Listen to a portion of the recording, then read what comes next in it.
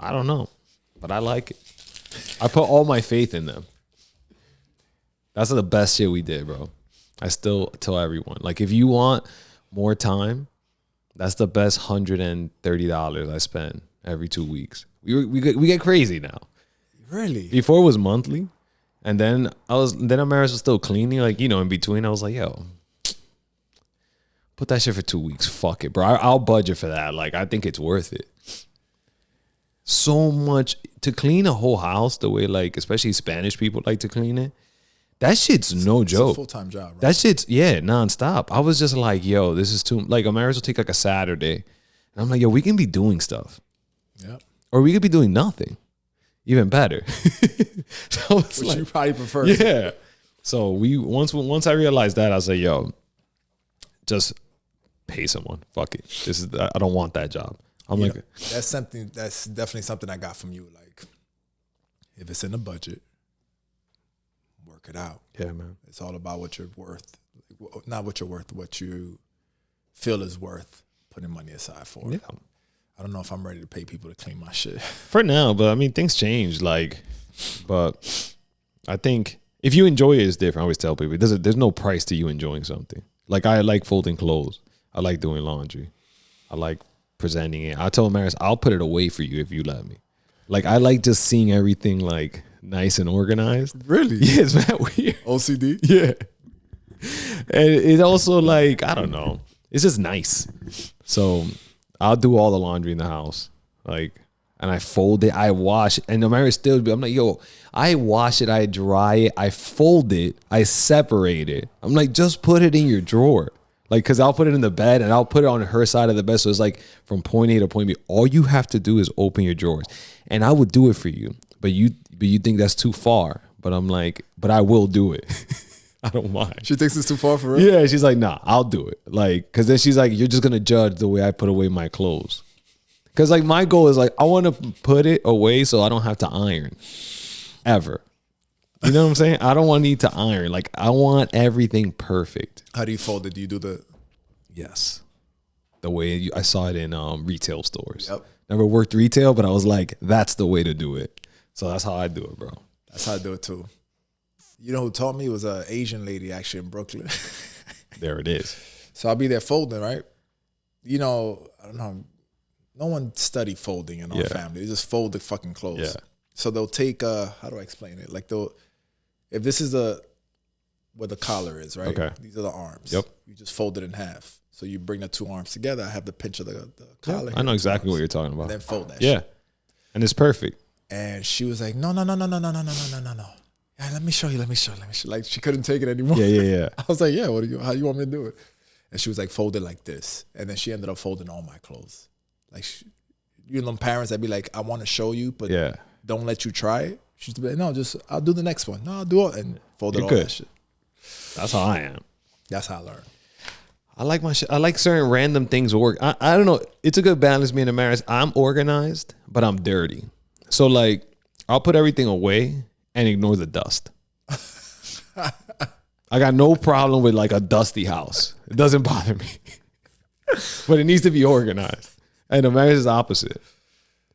Like, she likes things clean.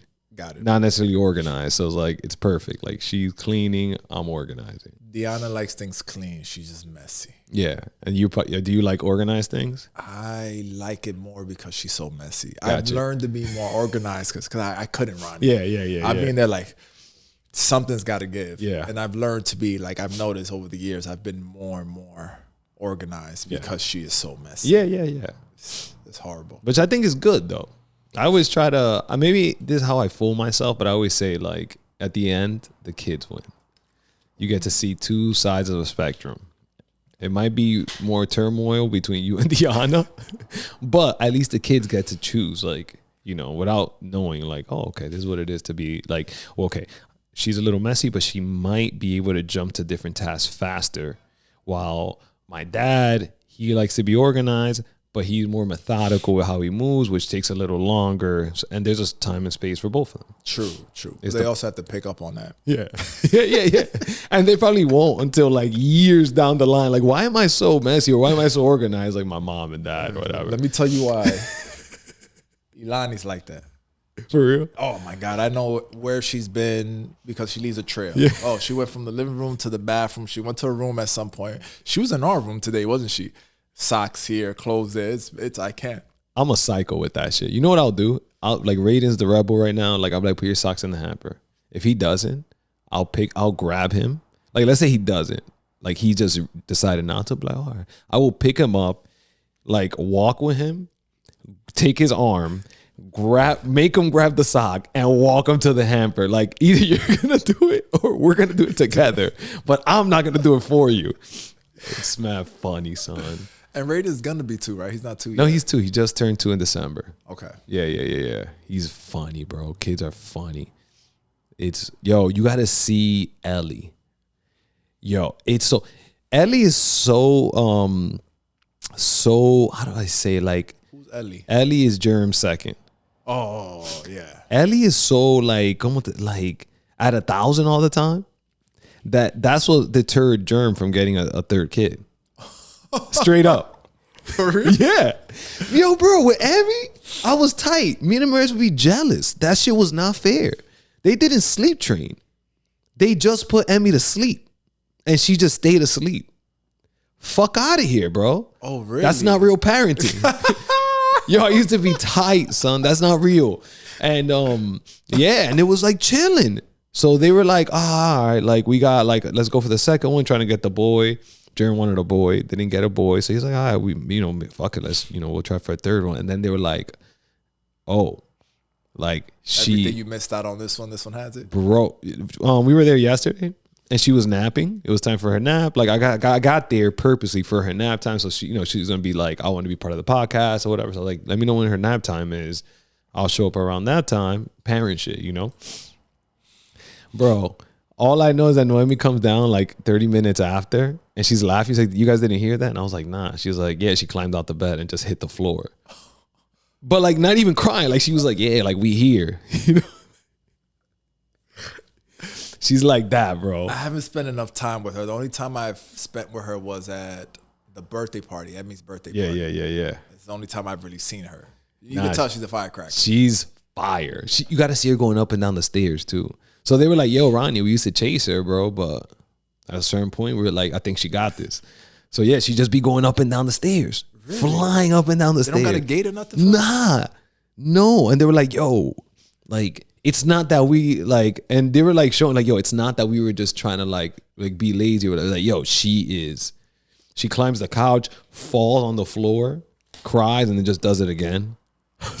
I got to see that girl. Yeah. She'd be great for jiu-jitsu. Oh, that's true. Or some kind of martial. Yeah, something active for sure. Yeah, Raiden's like that too. But I'm like, I expect them more from boys. Boys are gonna like, Raiden like will run into the wall, run into doors. It's like, what is wrong? I'm like, yo, it's boy shit. Boys do dumb shit. What's the new thing that Raiden's doing that you're like, eh? I mean, the talking. He's talking so much more now. Talking, laughing. He knows what he wants, which I like. So now, like, I'm getting now is where I come in more, like, and bond with them. Yeah, I mean, the second kid, what is it? I just heard this morning in a podcast. Like, the first kid gets your attention, the second kid gets your experience. Oh shit! Right? Yeah. Like, that's what it is. So. Yeah, because I could assume the first kid you're so infatuated by, mesmerized by everything. And the second kid you're like, I'm not gonna fuck up. Yeah, I did the first one. And like, just you're more like, he's not gonna fall out the bed, or like, oh shit, he fell out the bed. Well, that sucks. But he'll be all right. Like they're gonna be okay. The first one you're like, yo, I'm a terrible parent. What am I doing? So that is hilarious. Yeah, man. So Raiden, 2 years old. Talking a lot. Yeah, talking and just knowing what he wants more. Very clear what he wants.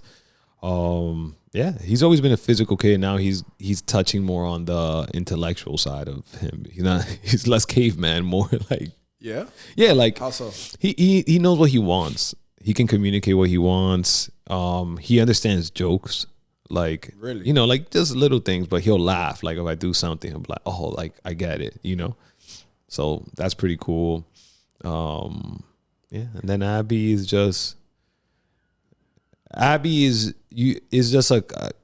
gauging more and more maturity wise. She's maturing way. She's a girl though. Girls just mature so much faster, man. They just have to. Yeah. So it's just trying to catch up with her. Emotionally not great. Like yesterday, and I swear to God, maybe you can explain this to me. I still don't like I still don't understand. Yesterday, right? So we were in Emmy's house and Jerem's house the whole day. I'm thinking like, yo, she had a fucking bomb ass time. The day before, she hung out with like Niall and everybody. The day before that, her cousin slept over. I'm like, yo, she lived it up in my mind. So I go pick up Amaris and Raiden after Jerm, whatever, so we can go home. And I guess in her eyes, she thought we were going to go upstairs and hang out with her grandma and her aunt, like with Lorraine. Nah. In my mind, I'm like, fuck you talking about? Like, we're not going to find parking. So I'm just going to wait downstairs by the pump. They're going to come down. Yo, she had a meltdown. Like, I thought we were going to go upstairs. In my mind, I'm like, bitch, like, you had a bomb-ass time. You got to chill because you about to fuck this all up and I'm about to fucking shut it down. Like, and I'm thinking, like, this is how you should, like, in my mind, and I still don't understand. In my mind, I'm like, yeah, she's like, what's wrong with her? Like, chill. Maris comes down. She's like, why didn't you just call me? I would have just brought her up real quick to say hi. And I'm just like, yeah, I'm like, yeah, but she saw her yesterday. Like, in my mind, I'm like, yeah, but she saw her yesterday. Like, she'll be, like, she's overreacting. And I'm like, yo, and I know I'm being the child here, right? Like, and I'm just like, I still don't, like, I don't like to lie and be like, I understand what you mean. I don't. It's just like off of instinct. It sounds like that is the right response, what Amara said. Like, it was a very simple fix. But in my mind, I still am like, yeah, but you saw her yesterday, like, and you had a bomb-ass time today. Why are you crying? And what part weren't you getting? Like the fact that she had a bomb-ass time and you're like, you should be more grateful? Yeah. And Amara's like, bro, I could have just taken her upstairs. She could have said hi, and then that's it. Like, you should be happy that she wants to see. And I'm just family. Like, yeah, family. And you see, it makes sense. But I think if I find myself in that situation again, I don't know if it'll click. Even though I understand now, post Monday morning quarterback, like, I don't know if at the time if I'm gonna be able to comprehend that again. So I don't know if. I guess if you're gonna have an obsession, I'd rather you be upset that you didn't see a family member and you want to see one. Oh, that's okay. You know what I mean? Like, if you're like, oh, I want to see grandma. In my mind, I'm like, oh, I want to encourage that. Oh, I want to see uncle. I want to encourage that versus like, let's say we passed the ice cream store and she was like, yo, I want ice cream. I was like, yo, we had a bomb day. I'll be like, I'm not, even if the right move might have been like, yo, she could have a little ice cream. She hasn't had ice cream since yesterday. Yeah. That's not the thing for me. I don't know if that's the right way of parenting, but that's what I would give her a speech. Like, yo, you had a bomb ass day. You saw everybody. You don't need no fucking ice cream. Yeah. Versus this other thing, I would, no matter how tired I am, for family, I would go the extra mile. Okay, then you know what? That I can, I guess, mathematically, like I can comprehend. Like, okay, like it's family, right? Okay, that's cool. Like, let's make that happen. Okay, because I guess what I was doing was that what you just said. The same way she asked for that is the same way if she had asked for ice cream, how I would treat it. But they're not the same thing. Okay. Yeah. They're not the same thing for me. No, they're not the same thing for me either. Yeah. It's just at the time, I'm just like, she's just crying. So I'm like, I'm trying to step back like, yo, what are you talking about? Like, you know, I'm just like, what? I kind of got defensive right away. Like, almost like, you ungrateful brat. Like, but she just wanted to see her grandma and Thea. It's true, bro. And who's to say she's conceptualizing the whole weekend as like... She's not. Exactly. Yeah, you know what I mean? She's taking it moment to moment. She had a good moment. She wants to have another good moment, I'm sure. Yeah. And in that moment, did she end up going upstairs? No. Funny enough, they already planned to come downstairs to say hi to her. Oh, okay. So then it made me feel like an asshole. Cause she's like crying and I'm like, and like they're coming down and Lorraine doesn't even feel well, but she made sure to come down anyway. And I'm like, damn, you know, and I'm like with a face and I'm like, yo, change your face because there's, like I said, I can't comprehend it, but I'm like, you're not right here, Ronnie. You know what I'm saying? At least I'm mature enough to be like, shut the fuck. Like, you're wrong here. You don't know how yet, but you're wrong. Yeah, there's way too many people clearly that are on the side of Abby than me. I fucked up. Yo, that's interesting. Yeah, bro. But again, man, I try to, I always try to, Amara's like, yes, I know, but I always try to tell her, like, again, but that situation is, again, why I'm like, yo, thank God I chose Amaris, because that's how I saw it. She sees it a completely different way. There's a time and space for how I would see that situation. There's a time and space for like how she sees it. So it's like, again, the kids win. True. The kids get to win because two different perspectives. The best idea won. Yeah. You know? And it's also dope.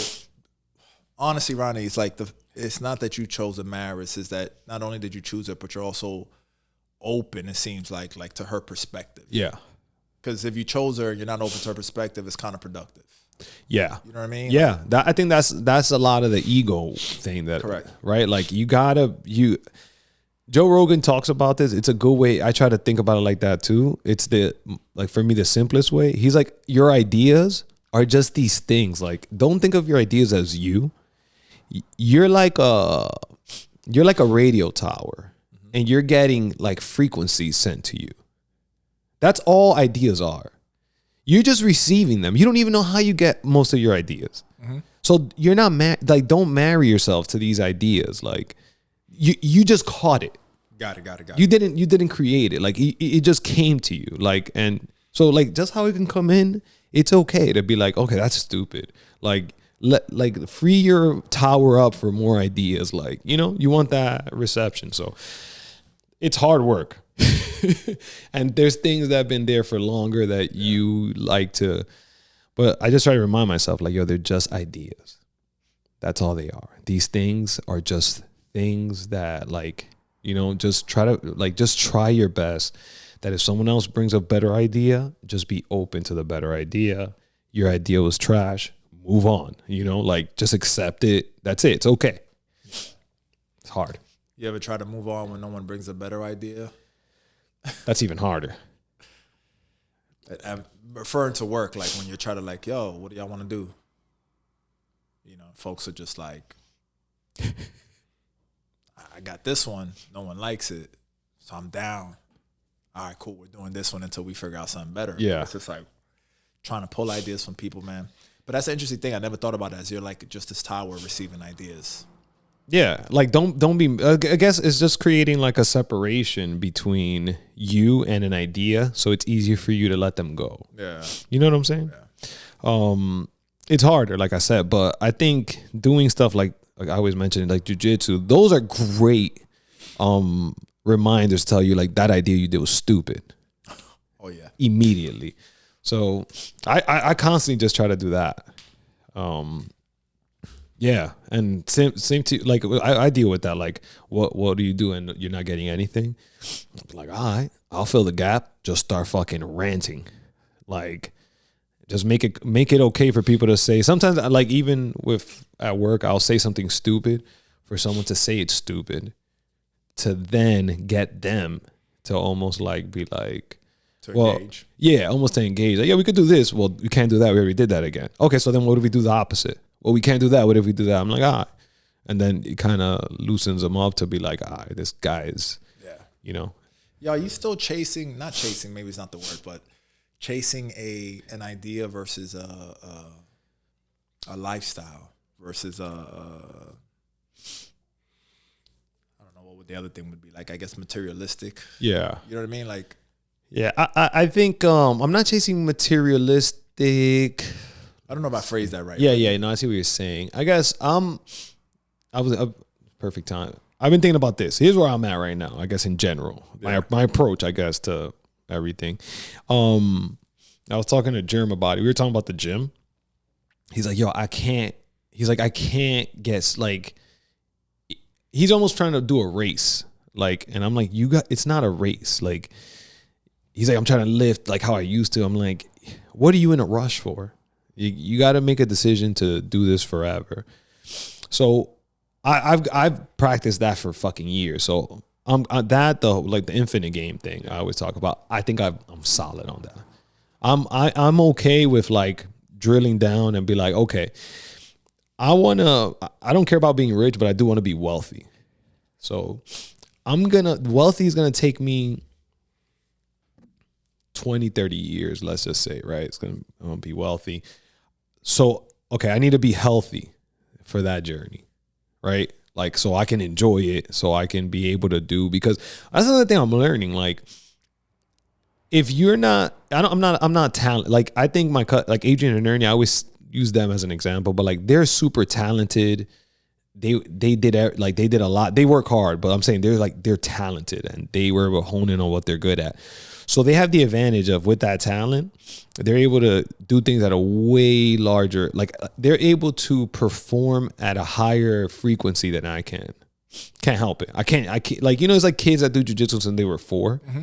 If you start at 20, it's just too many reps that those kids, when they didn't care about anything, you're not going to catch up to that. Like in anything. They were absorbing so much more before that. Yeah. It's like you can work from 20 to whatever, 40. It's just, there's just so much baggage now. There's just, so I think, right. So I don't have that. So everything I do, I'm like, I got to play the long game. Because I need compounding, effort, interest, everything to work in my favor. Yeah. So how do you do that? Just fucking, if you wanna, I'm not trying to be rich, because I can't. I mean, I can, sorry, but I'm not willing to sacrifice. I have like goals, and then you have like the anti-goals, right? So it's like, what are you not willing to sacrifice to reach your goals? Got it. And free time and family time is like, and health is my anti-goal. So it kind of really handcuffs me, like, you know, because I don't want to work more. So that means now everything I do has to compound on itself for me to later see like the efforts. So that's where I was. Where I'm at now, off of that foundation, is that I'm trying to see with running, what I'm learning is like, there's so, I'm trying, this was good, right? So the foundation, compounding effort, blah, blah, blah. I thought that was a win. Now what I'm learning is that because I saw that as a win, I would stop myself, because just going to the gym was enough for me before. Be staying consistent to the gym was enough. Eating clean was enough. Now I'm up to a point where it's like, how far can I go? Which is an interesting thing. Like, running is a good example. Like, I'm going to run the half marathon, the Brooklyn half in April. I'm excited. What's up, bro? And I guess what I'm saying is like 13.5 miles. 13.1. Wow.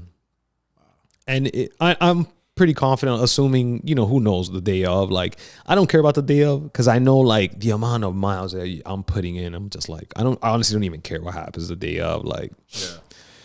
But I'm pushing. I'm learning like, okay, you already know how to like wake up regardless of how you feeling and just go run. Like, my knees hurt. Okay, yeah, go run. Like, now I'm also like, it's not just go get up and run. Now I'm just like, I don't care how you feel. You're going to perform at a high level to your standards. On top of like, getting up isn't enough anymore. Yeah. Like, Ronnie, you're getting lazy. Getting up, doing it, you already know you can do it. You got to go to the next level. So the next level for me now has been like, okay, now you got to perform at a high level. That's where I'm at. You don't think that's going to transcend to other aspects of your life too? It is already. Yeah. How? Yeah. Just everything is like, okay, for example. Is it boredom? Go ahead. Too many questions. Go ahead. No. Yeah, we'll keep digging. So I'll break it down. So for running, it's like, for the first time in my life, I ran a 7-minute mile. Okay. Like, I was always like, nah, can I do it? And I said, bitch, like, here's what's going to happen. Like, this was yesterday. I had a meeting, so I went to run at 8. I got to run.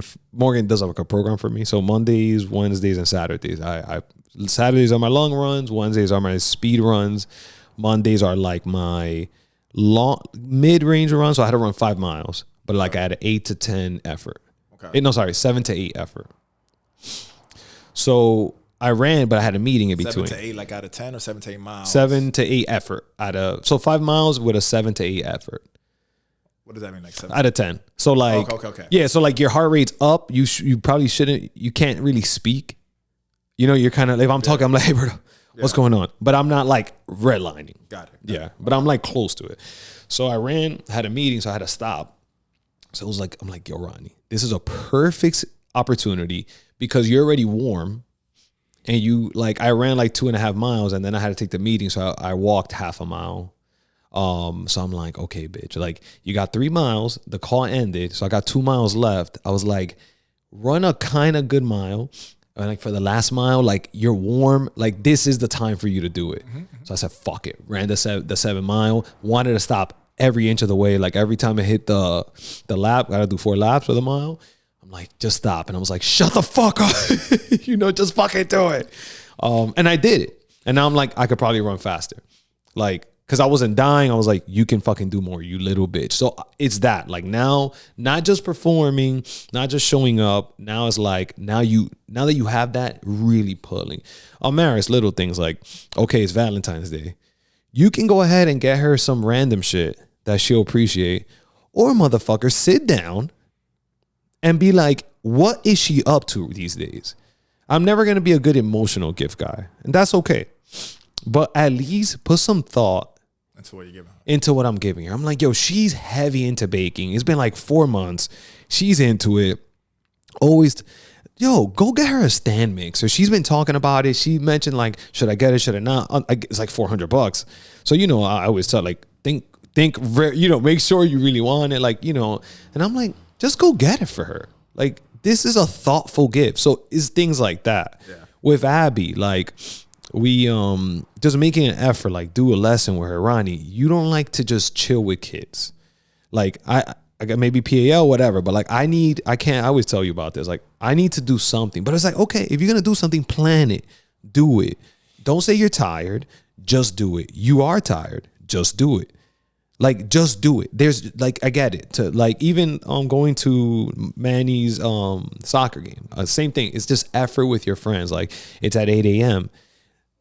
Abby's cousins were slept over a Saturday. We were tired. Like, they slept over Friday night to Saturday. It's a long day. It's a long day. I want to be alone. I'm just like, yo, I'm fucking tired of kids right now. Like, I just want to do nothing. But it's like, bitch. Manny, Berto's going to be there. Germ's going to be there. Owen was there, like pleasant surprise. You're not going to go because of what? Just go. Like just wake up and just go. You're not going to regret it. Like regardless of how you feel, you could be mad driving. Once you walk in, you're going to be excited. Niall was like, damn, my bad. Last time I scored a goal for you, I couldn't score one for you today. Oh, he did? Yeah. And I'm just like, you was going to miss that? For what? So you could do nothing and be complaining because the kids are too energetic? Just get up. So it's that. It's like not just showing up. It's just like going for it. Like, that's where I'm at now. Yeah, being very intentional. Yeah. I didn't want to go either. Yeah. And you know what I did? I would text Manny. Yo, send me the address. Like I would, even today, like that's why I was like, yo, Ronnie, send me the address. Like instead of texting, because in the middle of my text, I'm already thinking like, I had to get up. Yeah. I still had to get up at 6:15 today because I got to make the lunches for the kids before they leave the school. I can't leave that to Deanna. She's still in school. So I can't, it's still my regular routine. And my mom's not here this week. Yeah. Rightfully so. Like I'm going to have you here knowing that I'm here. What time you got to leave? I have to pick them up at 3. I have to be there at 2:20. Okay, we got 2:25. Yeah, something like that.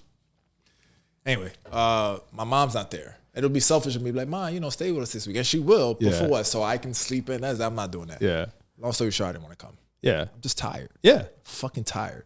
Saturday, same thing. But I would text purposely like things of confirmation.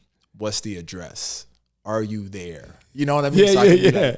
I'm going. Like I text Manny in the morning. I was like, yo, I'm on my way. I wasn't even on my way yet, but just to say, like, I already told him. That's it. You said it.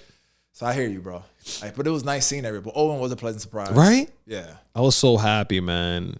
It's another cool thing. Amaris was like, it's so weird that the kids can just like, even though they don't hang out a lot, they can just play. But you know what's funny? I was telling Amaris, I'm like, you know why that is though? It's because these kids, they all come from parents that are active, that are like that they you can clearly see they've been taught how to interact. There's, what I'm saying? Like it's not a surprise that they're getting along. It's not that these kids are just born that way. I was telling him, I'm like, no, think about the parents of these kids. That's why they get along. Because they understand the dynamics. They understand. There's been people that like that, you know, just help them grow. Like I can tell when a kid isn't in school. I can tell when parents are inactive. Just I can look at you. I'm sure you 100% can do that. You can tell like, okay, that kid has active parents. Yeah. That kid doesn't.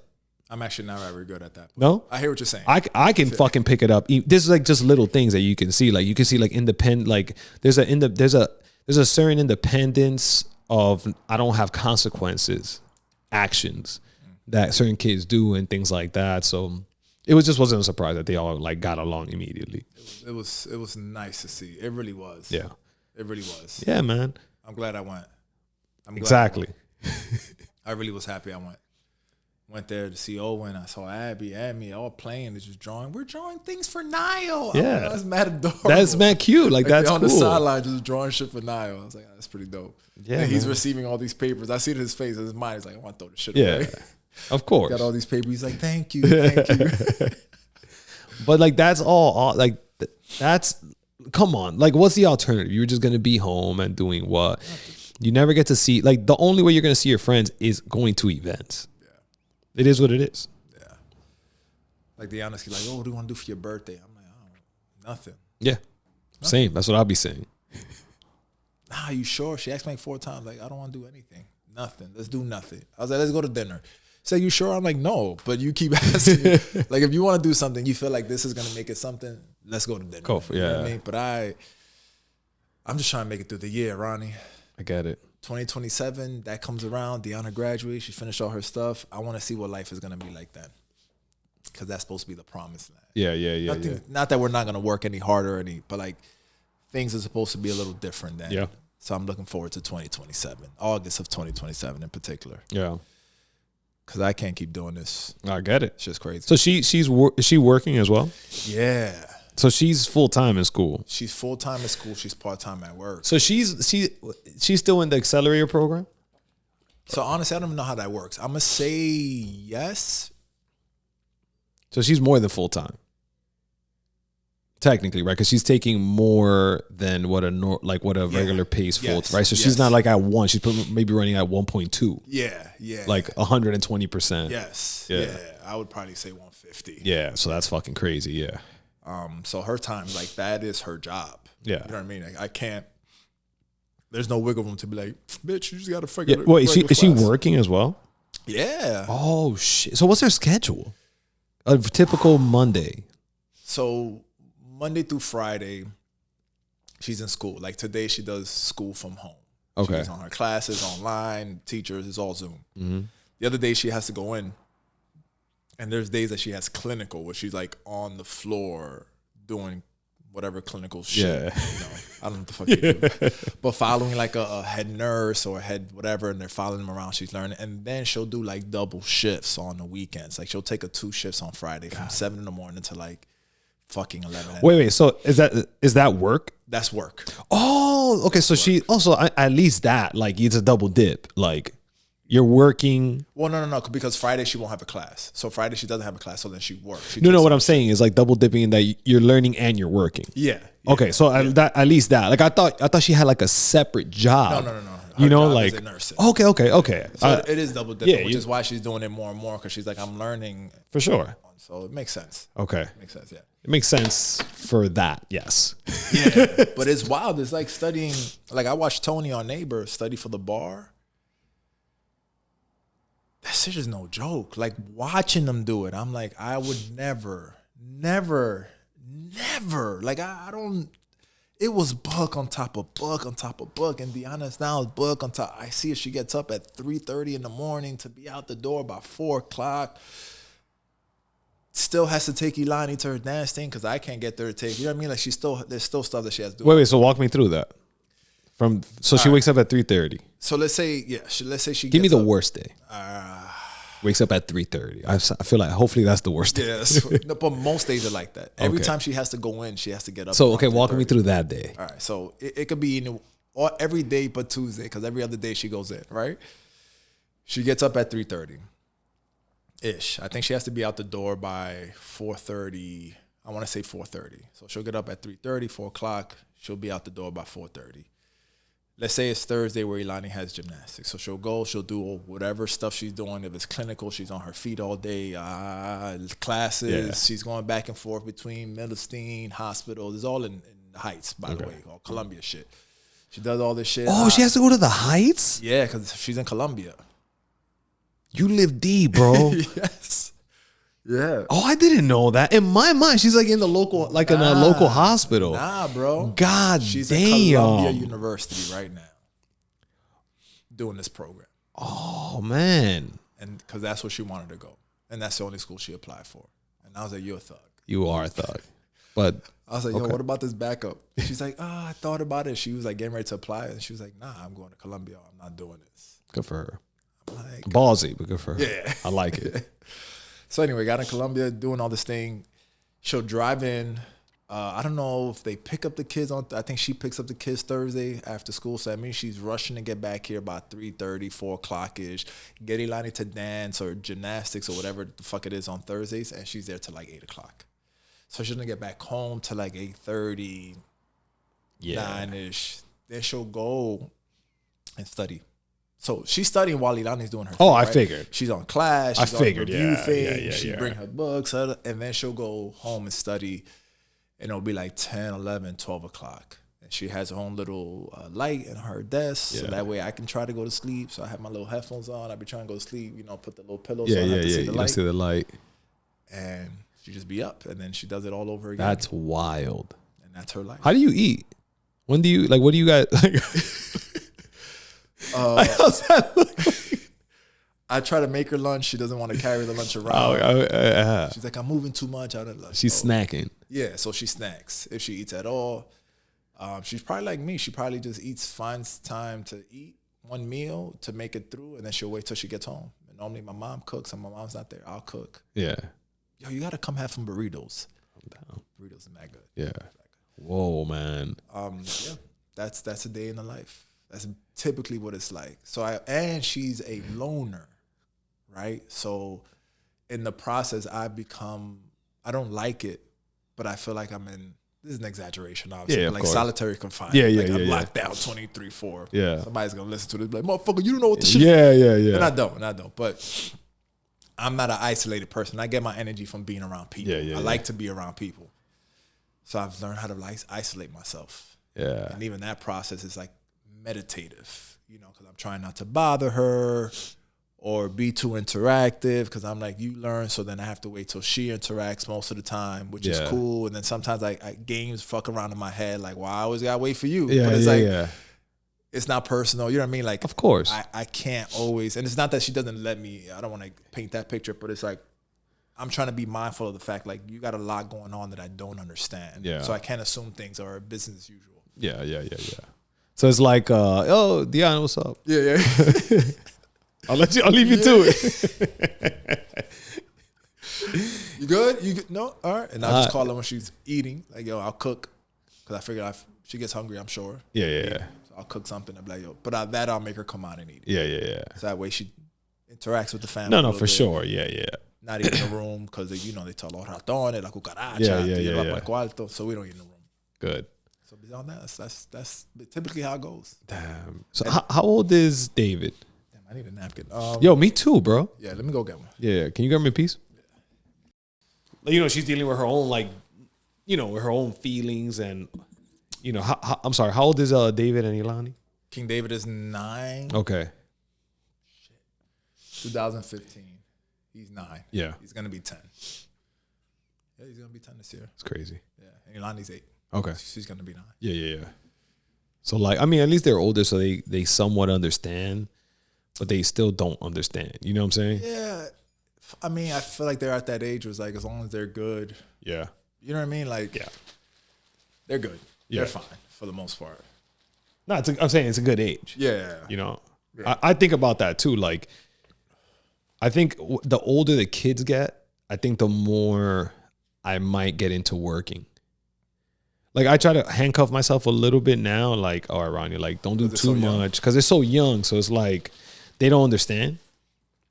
But I think as they get older and they start doing their own thing, more independent, I feel like then I can, like, kind of take, just do more things that I want to do. It's interesting because if you were always working in the way that you're planning to when they get older, it would just be the norm for them. They would, you know what I'm saying? Like, I don't think there would be something for them to understand. It was like, oh, he's just going to work. Yeah, but I want, like right now, Abby don't even believe that I work. And I like that. You know? I love it because I'm always around all the time. That's a good problem to have. Yeah. That's my point. Yeah. Like, so I want to keep it like that. Well, and then as she's kind of like not leaves me, but like, you know, like they start being like wanting to do their own thing. Then I can then like, okay, I can work a little more. I can take on more responsibility. I can take, you know, just get into more projects that I want to do. Yeah. If I want to blow this up, like maybe I'll start doing even more podcasts and like turn it into something if I want. But I don't want to do it now because you know what I'm saying? Like, I don't want her to always think like, oh, he's just at work. Like he's always, I want it to be like, yo, when did you work? Like, I want her to come at me when she's older and be like, you were always around. Like, how the fuck did you, like, were you working? Like, how do we have money? You know, I want to have that conversation with her. That's pretty dope. Mm-hmm. That's pretty dope. Because Abby's what, 7? No, she just turned 5. Abby's 5? Mm-hmm. She's mad tall, bro. Wow. Mm-hmm. I thought they were older. No, because Emmy's 6. Emmy is, she does turn 6. Mm-hmm. I was just at a party. Yeah. Emmy's 1 year exactly 1 year older. That's wild. That makes sense though, because I did have King David was of age. Yeah, I mean you had Yeah. So you were the first one. It was weird. I remember going to your house and I was like, this guy has a baby. This guy's crazy. Right, yeah. I was like, what's wrong with you? Like, and everybody got kids, bro. You had to see it. Like when we went to eat breakfast after. They were like, yeah, table for 11. Shit. Because there's so many kids. My favorite part was not having my kids. I get it. I mean, I wanted King David to be there because I think he needed to see like the level of competition. But it was nice to be like, nah, I'm not going to breakfast. I'm good. Just gonna go home. Yeah. I was tired. So I did my duty. I showed up. I wanted to be here. I got a chance. I got all this extra. We spoke Jiu Jitsu. We were talking Jiu Jitsu. Yeah, man. That was pretty cool. You know? Yeah. I'm excited to do what you said. Oh, with the throwing like when I go for the Kimura, pinching that. Yeah, elbow. pinching. Yeah, I'm dying to do it. I'm gonna throw myself in like half guard the whole time and just so I can work it out. Yeah. I want to work it. That's the one thing that I'm telling you, they kept reversing on me. I didn't understand why the professor was like, because I get under your elbow, I get under your arm. Mm-hmm. It makes sense. Yeah, it's the same with how you get caught in a triangle. Like if they're able to fucking get that elbow across that 90 degree, like they got you. I get caught in a lot of triangles. Arm triangles? Or just like you're just triangles from anywhere? Triangles from anywhere. There's something that I'm doing that I'm not paying enough attention that it's too late. By the time I realize I got one arm in, one arm out, I'm like, fuck. They got me. I'm just defending at that point. I'm like, all the time. And it's not blue belts and purple belts. I'm talking about anybody. Anybody who knows what a triangle is can get me in a triangle. Damn. I got to stop that. Me, I always get caught because, like when you're trying to break through someone's guard or whatever, like if they have let's say one leg above or whatever, it's like I know that the triangle's coming. So I'll hold on to the other leg. But then in trying to pass, you lift the fucking hand up. And it's every time. That's how I get caught every time. Or like you think you're going to be fast enough. That's another one. So it's like, you think that like you're going to lift your hand and try to go through the middle or something stupid. And it's like, yo, bro, the whole time this guy's been waiting for that hand to lift. That's all they're waiting That's all they're waiting for. And you think you're too stupid. Yeah. I'm like, I'm going to distract them with the right hand. So that psych, boom. I'm like, damn, like you got fucking every time, bro.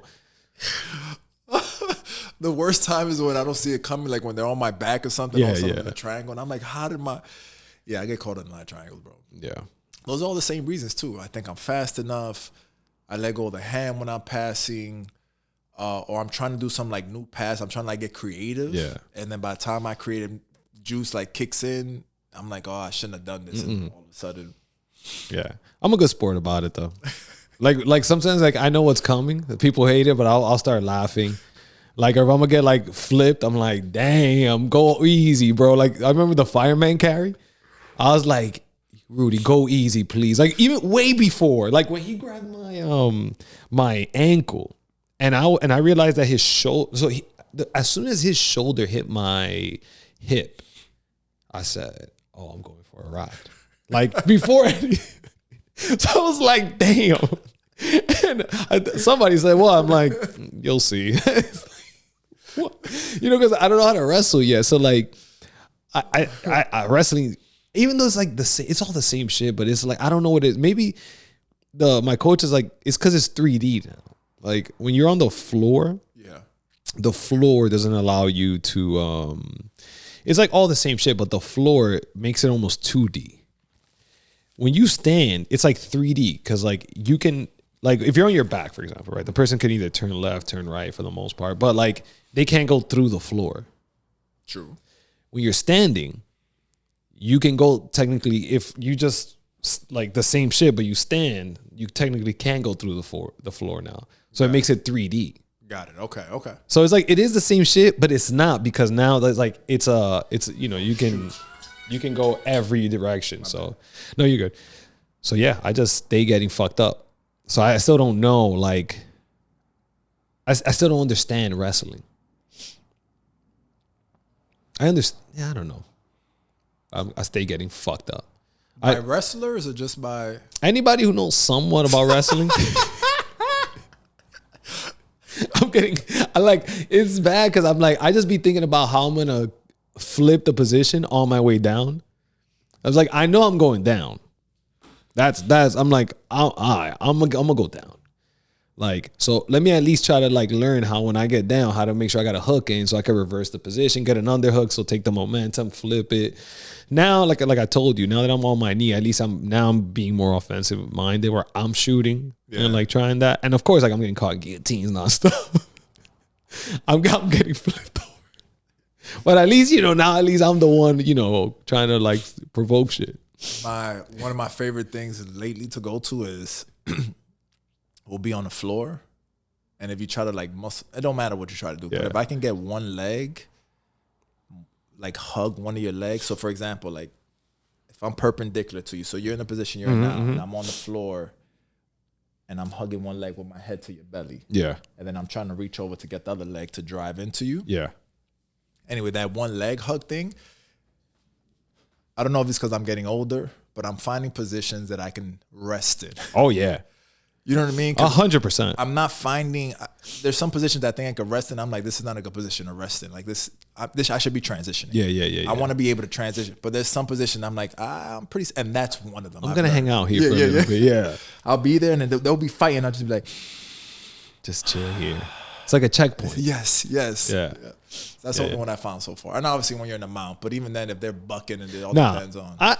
If I'm in mount, because like that's like one of the first things you learn. So like especially like I'm a white belt, so I'm mostly rolling with white belts. Like mount is not like a chilling position because they're moving nonstop. So like you have to shift your weight. I'm not a big fan.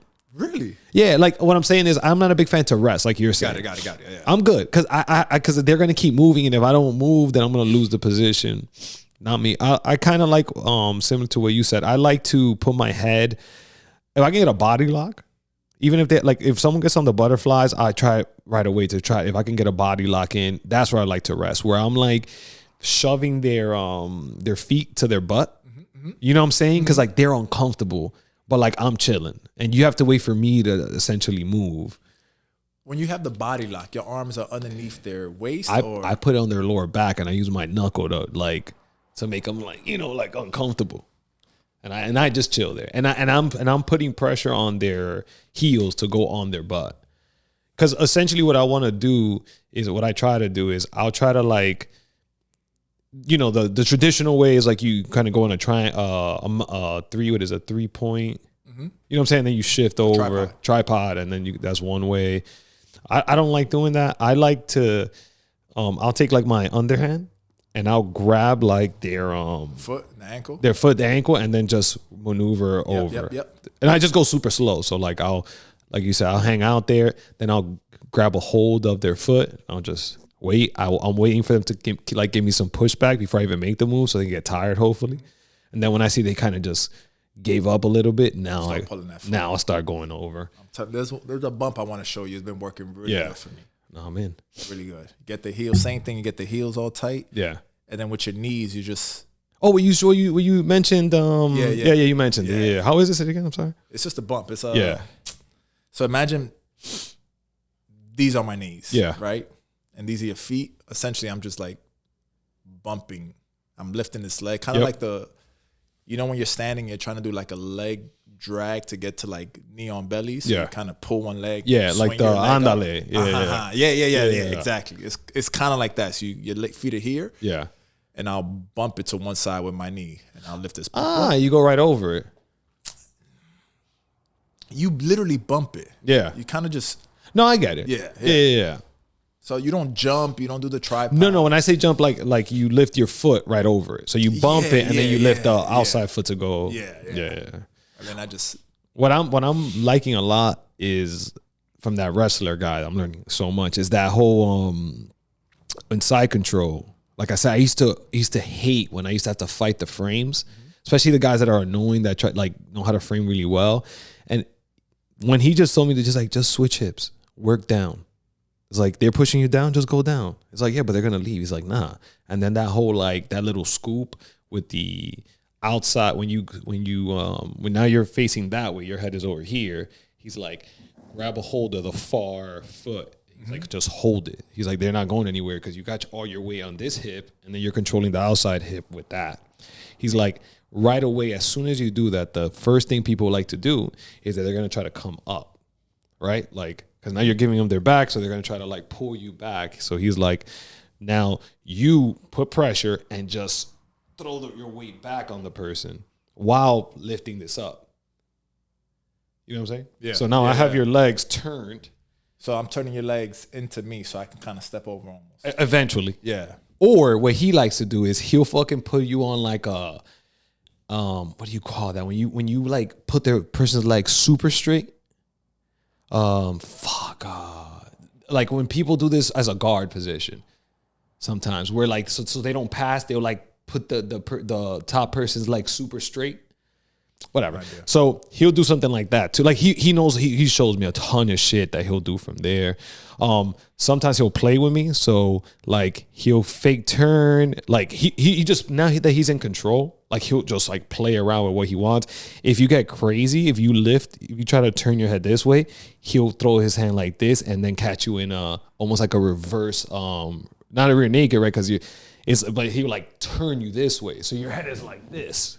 Oh, and he'll use that because you're like, your fucking thing is out there. He'll use that to then transition back to mount. Like, there's a ton of shit that he'll do from there. We gotta pull out these mats, bro. He's that guy, bro. Everything is so different. Everything he does is completely different from like. How long he's been doing jiu-jitsu for?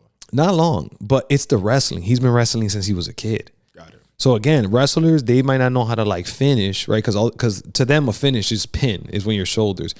But these motherfuckers know how to get you flat. That's all he does really well. So I'm just learning that. Like, because the thing about like if we, somewhat are practicing jiu-jitsu and then you got a wrestler teach you pin theory on how to just always get these people flat. That's it. Yeah. You're good. Because if you get them flat on their back or flat on their stomach, you got it. Good. Yeah. You never want to be flat, right? You always want to kind of be on your side a little bit. And he never likes to be on his back because that's what because of wrestling. So like he shows me like, yo, I cannot get this man on his back. I mean, well, he's also like 80 pounds bigger than me. But like one thing that he luckily got better at was like he's adjusted to like doing, I guess, almost like he can't, like wrestlers come in hot. So he's adjusted. So I'm able to roll with him now. Before he was like, he would just overpower me. And then he finally understands, like, if I can't keep rolling with you if I think you're gonna break my arm every time. So he's learned how to like go hard when needed, and like, if I beat him to a position, he doesn't try to overpower me. You know what I'm saying? He'll be like, Ronnie earned it. Like I'll work from here to get out, kind of thing. So yeah, I haven't figured that part out yet. I always wonder if people don't like rolling with me at my dojo. Yeah, because I don't roll soft. Yeah. But I'm not trying to hurt anybody, you know what I mean? But I like to push it. Yeah, I mean, I guess let me ask you, for example, if you are about to, let's just say, you're in position, you're upright with an armbar, right? Mm-hmm. There's two people. There's the motherfucker that I know, like, that's gonna just that's gonna throw himself back. Yeah. Or there's the one that's gonna get, like, you can be hard, but like, I don't know, it's like a back and forth. Like, let's say I lock in an armbar, let's just say. It's like control, or I'm gonna control. I'm gonna look at you. When I'm locked in, I'm gonna give you a look. And it's not like a pause. It's almost like, okay. Then I'm gonna tighten your shoulder, right? And I'm gonna go back. But I'm gauging. And then if you want to keep playing, okay. But like, it's, you're not stopping, but there's like a dance to it. Yeah. So it's not, so like, if you wants to dance, I'm like, all right, like, I'm gonna go hard. But it's like, I'm giving you the opportunities in certain checkpoints. Like, once I got your thumb up the way, or the thumb direction that I need, I'll be like, okay, I see you. I see you're fighting through this. We're like, I'm gonna, But then there's those guys that don't give you an opportunity. Yeah, they what? And it's like, like, like, you got it, like, I haven't dealt with that yet. I've never dealt with that. So as I'm saying, do you do that? No. So I think that's what I'm trying to say. Like, I think you're good. I think the people that you don't want to roll with are those guys. There's moves that I do that people will be like, yo, why didn't you continue doing it? I was like, because it made sense in my head, but I've never done it mechanically. So I didn't want to put you in a compromising position that I didn't know which way I was supposed to come out of, not to hurt you. Yep. So I'll get out of it like, nah, all you had to do, and they'll tell me like five steps. No, all you had to do was stoop the arm, the foot. I was like, it's too many steps. But it made sense in my head. Oh, this is the way I have to go. I just didn't want to hurt. So I do the same thing. Like, especially with leg locks. Like, I'll lock it in and I'll be like, you good? We can keep going. And I'll be like, all right, cool. Like, I'm not giving up the position. I'm not going to be soft. Either we're not doing it. You know what I'm saying? But I want to make sure fundamentally it's correct. Like, I lock in the hips. I got your knee line. I have whatever grip, and then I'll be like, you good? But I'm not letting go. I'm not letting go. Oh, nah, we could stop right here. Nah, I don't know. I do that all the time. Like, what I do with people I don't roll with, they have my ankle. I'll be like, I'm going to tap now. Don't let go. But I'm like, I don't know where I'm at. If you see me, I'm in danger. Let me know. Yeah. You stop. Because I'm like, I don't know. If they be like, I got you. I'll roll. I'll do legs all day. But with white belts, I don't do it. Because they don't understand. Like, I have someone in a reap position, which is like, the reap is like, when basically like my leg is this way. Okay. And I have you like this. Got it. So like, you're super compromised. But it's gonna pop your knee, seems like that's what I'm saying. Okay, yeah. So like, I have your ankle this way and I have your hip line, and you're most of the time like the person is back. So like, you're just like they don't even allow that in tournaments. Yeah. And I don't even know how I found myself there. Okay. But my point is that I let go. And it's still dangerous, because if your foot locks in on my hip, like, even if I go like that and you try to get out the wrong way, with me not doing anything, you can still hurt yourself. Got it. So he's like, why you let go? And I was like, you were in a reap. Like, this isn't good for any of us. Like, you're going to fucking break something. Like, it's fine. No, you good. I was like, no, you don't. You don't know. Yeah. And it'd be those simple ones that it's not like, you ever got caught in a baseball choke? Oh, you don't I know, but I know what a baseball choke is. I got caught in it twice yesterday, rolling. Because I don't feel it until I'm blacking out. I really don't. Like, it's not. And then it's funny because she's going to tell me like, yo, why did you were pulling me the right way, like, to get out of it, the position that I had her in or whatever. I was like, yeah, but I started to black out. She was like, what?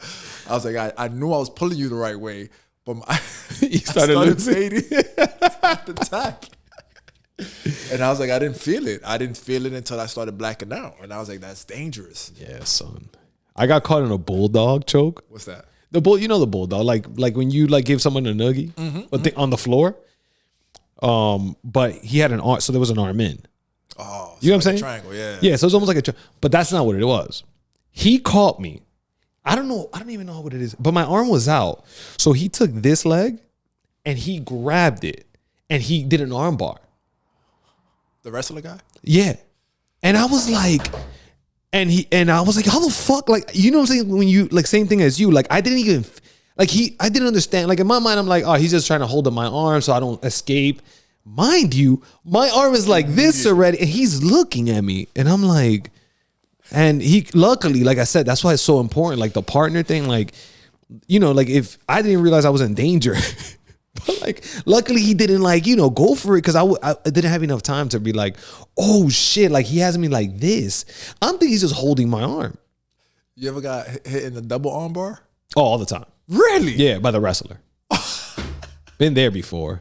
Only him. The same girl I was rolling with. This was a while ago. I went to go. Like I put my arms underneath her armpit to do I hate getting in people's guard. Me too, bro. I hate people that don't just let it go. Like, let me do everything I'm supposed to and just let me go. Nah, I don't let it go. I know you're that guy. You mentioned it. I hate that shit. I don't let it go. But I get mad when I can't get out of it. I can't get out of it. I've never successfully gotten out of somebody's guard. Yeah. Even in the video I sent you in that second match, you noticed, I don't even think I got out his guard. I think he ended up getting me in a triangle and I lost. Not the second one. Yeah, the second one. I haven't done it successfully yet.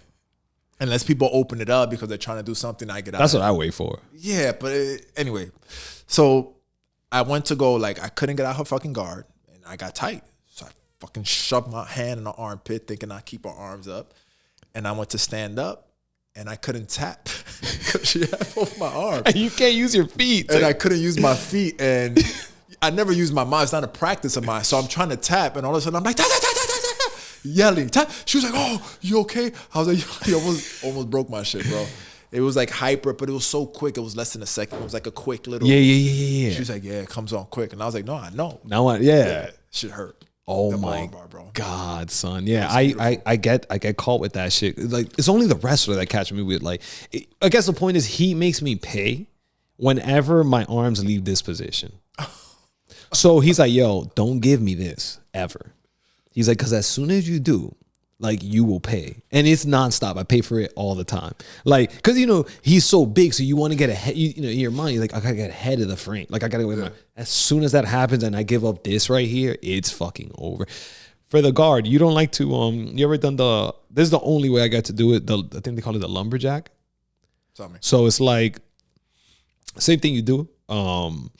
I don't like grabbing the armpits. I like grabbing the wrist if possible, and pinning the wrist down if you can. You pin it on the stomach or just on the floor? Just as long as I have a hold of them. Okay. And then I'll get up because I'm scared they're gonna catch the underhook on the leg. Yeah. And then I'll come back down, but I'll come back down with one of my knees in front to almost like shove my knee up their ass. That's like the best. And some people are still fighting that shit. And I'm just like, you got it. I have tried it. I have trouble getting up. Okay. So I can't get up. I all that, grab one arm, pin it to the stomach. Yeah. Put your foot as close to their body as possible. Windshield wipe, stand, all that shit. I can't do it. Got you. Doesn't work for me. Well, so you're also tall, so I imagine it's harder for you, right? There's more distance. I guess so. Right, I'm thinking. The moment I stand up, no matter how close my feet are, they underhook. Drop it. Yeah, it doesn't, and I fall every time. Every time. So then I try to do the whole, it's kind of like the lumberjack, but it's on the floor where you kind of like, you open up a side and then you bring the knee right in their crack. Yeah. And then you kind of just like push. It's very similar to the lumber. Nothing.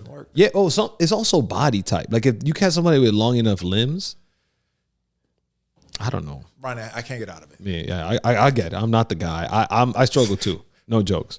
It's the worst. I do everything. Like, that's the one time I feel like I'll hurt somebody. Like, if I feel myself getting in a guard, I'm going to scramble. Yeah. You about to get... I'm going to do anything. Yeah. All of a sudden, their legs are here. I'm like, bro, I was just trying to get out the guard. I refuse to get anybody's guard, man. I get it. I don't like triangles either. I don't like when I fall into the triangle. One thing I do like doing, with people that are nice, this is not happening, but I do like if I get caught in a triangle... if I can, on the leg that goes above the shoulder, if I can like whip around, you ever done that? Like they do it to me all the time. I love doing that. So like you take your knee and you turn and then you put it on their stomach. So like your knee is Yeah. So you know what I'm saying? So you're almost like what do you call that when you like a shoulder shrug almost. Shrug the leg exactly. Yeah, you just shoulder shrug and you land right on side control. No, no one's ever put their knee on me, but every time I shoot in for the triangle, I don't know if it's timing. Yeah. but they essentially bring my knee to my nose and shoulder shrug right out of it. And I'm like, but I had you in the. If you don't control that posture, that's what it is. It's just posture. Yeah. If that head isn't fucking on, if it's not like that awkward, like that you can see them right there, I just feel like they're gonna pop, like it's over. And that's what happens. I didn't think about that. Yeah, it's posture. I once paid for it though. Some guy that was like super skilled. He's small, so I was like, go ahead, catch me in the triangle. He caught me, whatever, nothing. I did that thing, but he beat me to it. So while I was turning, he turned with me and whipped me on the floor.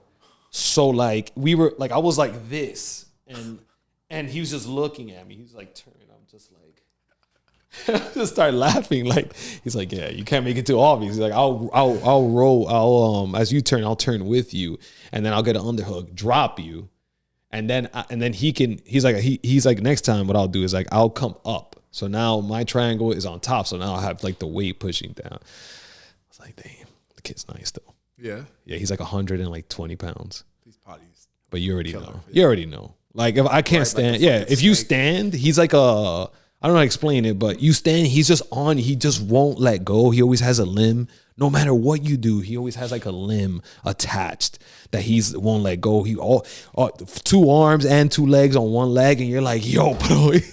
Try to shake it off. Yeah, it's like he's not letting go. You extend. Now he has 2 limbs. You're going down. This girl, her name is Coach Claire, by the way. Yeah. From my dojo. This girl's fucking you up. Nah, she fucks me up all the time, bro. I love rolling with her. She fucks me up all the time.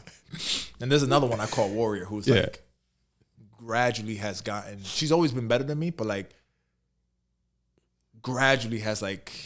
I feel like she's 3 weeks ahead of me. Yeah, every time I see her once a week, and I feel like every time I see her, she's like 2 more weeks ahead of me. It's wild. Anyway, but Claire will be holding me in a position, and all of a sudden I'll see like she'll just like it's a little twitch. Ease up? And no, not ease up. She'll tighten up. Oh, okay. But it goes from like she does these little movements just like this. This is all I see, but it feels like. I don't know how to explain it, Ron. Like a 300-pound person. Yeah. Like I'm almost out, and all of a sudden I see this, and it's like my arm is stuck, and I'm just like, that's it. Now with her, I never, even if it's the right move to have an underhook, I don't. Like when you want to like slide to get side control, you got that. She's waiting for it. I have to find another way because every time I get that underhook, she gets an armbar on me somehow, some way. There's some kind of pressure. Say. She grabs it like every time. If not, she flips me over. But I'm doing everything right. I'm supposed to get the underhook, to get the knee slice to come through. I don't even bother getting another hook anymore. I'd be like pushing her arm. She's like, I've seen this bitch. I've seen this a million times. And she's gotten me 1,000,001. Yeah. She's got, because I tried every time. Those are the best rolls though. Yeah. I'd rather roll with those people, like the people that are just, like there's this kid, I mean, damn, he don't go to the day classes, but there was a kid, Ricky, who used to go a lot. He was always a little better than me. But it's the best because like I was able to experiment with him. You know what I'm saying? But I wasn't going to pay dire consequences.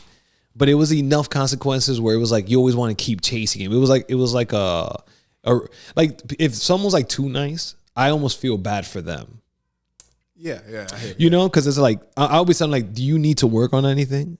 Or do you want me to play you a certain way? Like just let me know. I'm like, oh fucking, you want me to do wild shit so you can see like. I always ask him, and then like with the white belts, and you got to be the cautious one. Like with Hob, me and him are pretty like right there. So people love seeing us roll because same thing. Like if we're in a dangerous position, like while we're rolling, like I'm like, oh, you good? I'm like, I'm gonna flip you. He's like, for real? I'm like, yeah, I'm in position. I'm just letting you know. But like, I guess he won't do some snake shit. Like now that I'm talking, like he won't like take advantage and lose it. I like those people, or the people like you said that are a little better than you. Those are the best because like you can take chances with them, and sometimes they win. Most of the time they don't.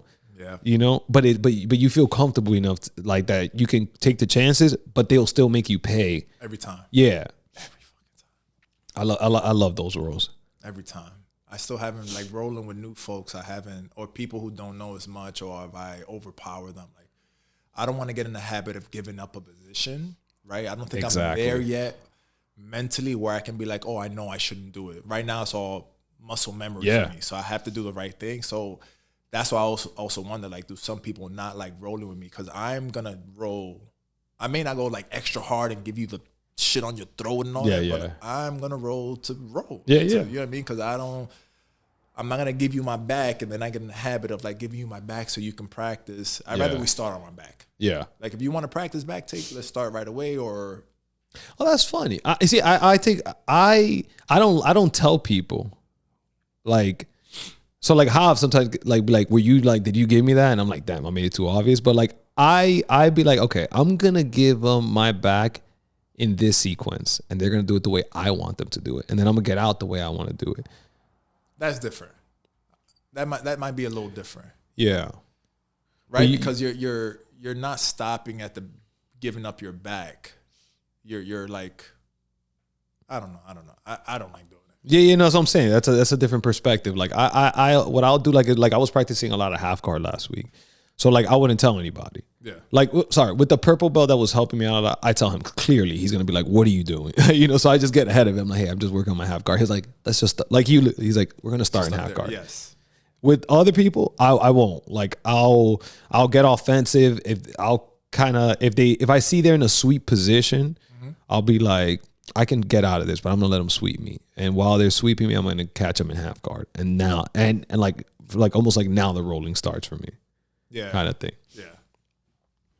But I've always been that guy. Like you always talk about like you're a feeling guy. Yeah. I'm not a feeling guy. I'm thinking nonstop. Like I'm constantly thinking nonstop. I've tried, man. It's interesting. I really have. Yeah. Like I really have to like. I kind of just work it out. Yeah. And then I'm noticing now that there's certain positions that I'm in. It's kind of like basketball, like pick and roll. Like you don't even think about it. I already know where to bounce the ball. I have an idea. Like, I don't even have to look. I can just bounce the ball off that pick and roll. And those pick and rolls are coming up more and more.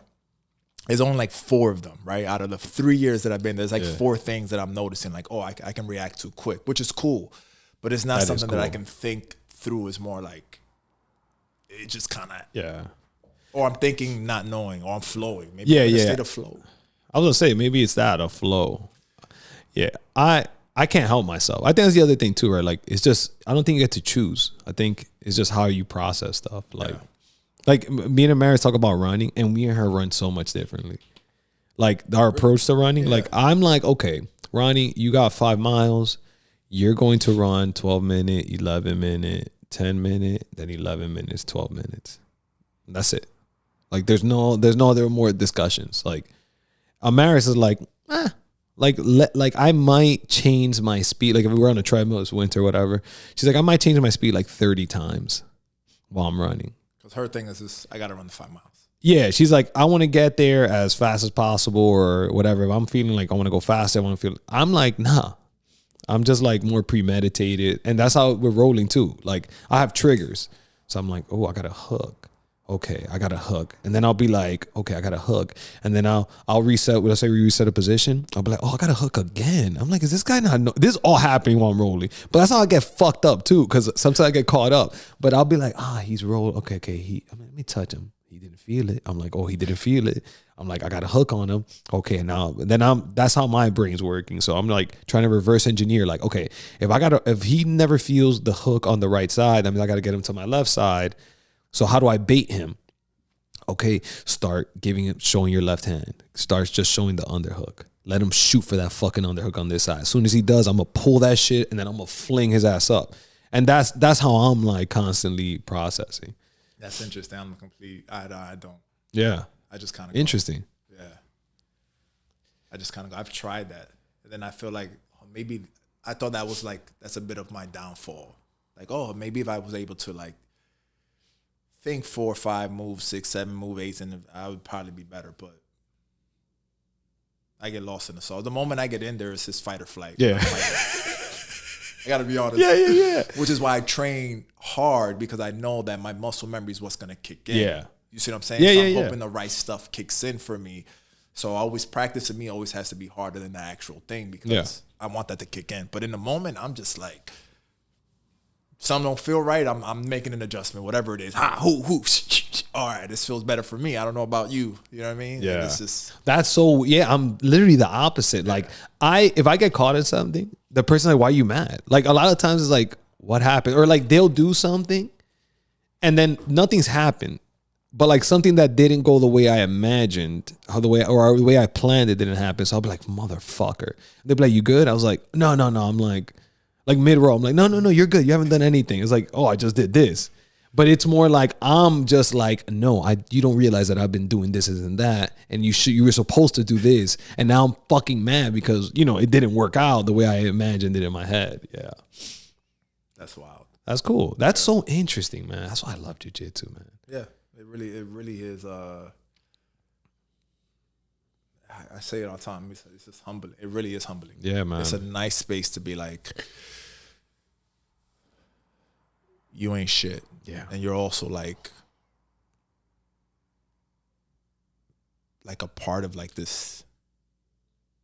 You're a part of making other people better. Yeah. Whether you're realizing or not. You know what I mean? So like you are integrated in this thing, and it's like you're a part of this thing, so you are important, and then you ain't shit all at the same time. Yeah, it's really nice. Yeah, I love it. Yeah. Anything that can do that, man, it goes with the ego. My homegirl was telling me the other day, she's like, yeah, because you look like, I forget what we were talking about, like, oh, you like you fuck up somebody. And I'm like, you can't put it past anybody. Everybody here knows how. I want to talk to you about, do you know how to strike? You took boxing. I took boxing, yeah. Okay. I was like, that's important. Yeah. You have to learn how to strike. Fights don't start like Morgan sends me memes nonstop. Like, of the guy, like, it's like it's like a skit, but it's like someone's about to fight and the jiu-jitsu guy sits on the floor, like always. I'm like, all right. Yeah. I mean, I don't know. I'm pretty sure, I'm hoping muscle memory. It was fucking 2 years of nonstop every single day. Yeah. But I don't know. It's important to, could you imagine people that went their whole lives without fighting? That shit scares me. I was thinking about on the car ride over here. Like, is it because of where we grew up? Back to this whole way we grew up. Yeah, like, yeah. I can't imagine somebody going their whole life. Like, I'm wondering if I'm putting this unnecessary pressure. You heard it? No. This memory card. Yeah. Isn't as long as much gigabytes as that one. That's why I put this one in the center. Okay. But that one just gave out. Let me just see how much time it gave us. Oh, not bad. Go ahead. Like, am I forcing our kids to know martial arts? Nah, fuck that. But you see what I'm saying? Like, there's people that go their whole lives and they don't throw a punch. They've never thrown a punch. And I'm pretty sure there's a good percentage of them. Like, I'm pretty sure there's more of them than there are people who fought. Oh, 100. I think 1,000%. If you don't include wars. Yeah. No, you're talking about your regular average person. Yeah. But I think there's a healthy, I don't know. I think there should be a healthy sense of fear. Yes. In general. Yes. And anyone who hasn't seen violence or doesn't partake in violence, and it could be, and when I say violence, I'm also talking about jiu-jitsu, which is kind of violent, but it's not necessarily like you know what I'm saying? Yeah. I think that's healthy. Because I guess I always think about like what I always think about my kids as like, I want to make sure I want to hang out with them all the time. I don't want to hang out with the kid that has a big mouth because they just never been punched in the face or never felt the threat of getting punched in the face. Yo, Ronnie. Right? That's how I judge people. Yeah. When people are being arrogant, I'd be like, you've never got fucked up before, bro. Or at least the fear of getting fucked up. Like, I've never like gotten fucked up, but I've been in very scary situations where I'm like, oh, I'm gonna get rocked. Like, I'm scared. You know what I'm saying? Like, there's no hiding. I'm not trying to be tough. Like, oh, that guy hits me. Like, I'm going down and I'm scared. So, you know what I'm saying? At least that feeling of fear, you need that, I think. It makes you a nicer person. I think so too. Right? I think so too. You're a nice guy. Right? Yeah. But you're a big guy. But you're also not, like, the same thing they always say, UFC fighters, they say are the sweetest guys you ever meet. Yeah, they do. Because they walk around, like, for one, two things. They walk around knowing they can fuck anybody up, but they also walk around knowing there's other people that can fuck them up. So they're like, yo, I'm going to just be chill and I'm going to be a nice guy. I think so. Forget everything else. I think we're doing it the right way. I don't give a fuck. was thinking about it on the cryo. I was like, yo, I don't know. Is it necessary? I was like, is he ever going to have to? I always want you to be able to stand up for what you believe in. Yeah. You know, whether that doesn't have to be a fight in the sense of like combat, but it can be verbal. It can be like, yo, if you believe in this, stand on it. You know what I mean? Like that's more important to me than anything else. But I also want you to know that if someone swings at you, I want you to be able to do something as opposed to be like, oh, I got fucked up. Nah, you got to be able to do something. Yeah, I agree. Like it's a sense of empowerment. Funny enough, you said that. I didn't send it to you for sure. Jeff Bezos, he recently wrote his last shareholder letter to like the stockholders of Amazon. It was really good. It's a 1-page thing. I'll send it to you. You should read it. But funny enough, this is like, why his last one? He hasn't been the CEO of Amazon forever. Okay. Yeah, he been. I don't know if you've seen him lately, but he's like brolic. You know, he's on testosterone. Like he's living it up. He has years without being the CEO of Amazon. Okay. Yeah. Point is, he wrote his last stockholder letter. It was pretty cool. You should read it. But the focus is what you just said. Like this, when I read it, I was like, "Oh shit, that's crazy." Like you're always taught that just be yourself, right? You're always taught that just be yourself. No one tells you that being yourself is very hard. Like to be yourself is a constant fight to be yourself. Like I wish someone told me that as a kid. Like when he wrote, I was like, that's amazing. I want to make sure I can teach that to my kids. Like being yourself is not, people say it so lightly. Like, yeah, just be yourself. Fuck that. Being yourself is hard as fuck. You got all these, there's a couple of things, right? You have expectations, external expectations of what these people think you should be, which most of the time is not who you actually are. Mm-hmm. Then you have an internal battle because you don't know who you are. You're constantly finding yourself. No one tells you that shit either. So now you're dealing with an inner battle of like, just be myself, but who am I? Then you do an external of like, the people around you are saying, just be yourself. But this is what I'm saying when I'm saying be yourself, be this, right? And then you have an external world, like, right, just the whole world, like, you know, you grew up in the Heights, whatever. I'm going to go super stereotypical to make an example, but like you grew up in the Heights, you Hispanic, you a dude, you should be, you know, maybe hustling or maybe scamming. Like that's the expectation the world has for you. Your parents are like, be a doctor or be a, you know, whatever, work in the city because that's what they think is like whatever. So yeah, I wish someone told me like, yeah, being yourself is hard because when you make the decision to be yourself, you're going against so many other external factors. So you got to fight to be yourself. So that's what the thing is all about. Like he's basically saying like, yeah, like he was trying to be himself. He thought Amazon was like going to be this thing, but at the time, being what he wanted for Amazon at the time before e-commerce and all this like ordering, like, yeah, you be yourself, motherfucker, when everyone's telling you it's not going to work because you're literally trying to do this thing that no one else does. And you can relate that to yourself. Like no one's telling you like, you know, yo, it's hard, you know? And then he makes an example. He says the human body is a good example of this. He's like, the human body, its job is to adapt to the external world. The time, like temperature, he uses temperature. So it's like, if it's cold, your body learns to heats itself up. If it's hot, your body learns to cool off by sweating, you know, like an exhaust. He's like, when you stop adapting is when you die, right? Technically, when you die, that's when whatever temperature's on the outside is what your body is. Yeah. You know? And he's like, so we're literally built to constantly be adapting, constantly like making changes. But no one tells you this, that it's a constant fight. I fucking wish, bro. Yeah. It's pretty good. I'll send it to you. That's really... But the other aspect of it is... You can turn it back, Bert, if you want. Oh, yeah. Shit, that's pretty good. Yo, you see, if it was here, bro, it would have been official. Yeah. first of all, being yourself, yes, it is a constant fight, right? And you're constantly evolving, right? And you're constantly evolving because you're constantly adapting, and you're constantly adapting to your environment, and in small ways and big ways. And, you can name all the ways from technology. Like, when's the first time you had AOL? How old were you? These kids are growing up with fucking chat rooms and apps galore. You know what I mean?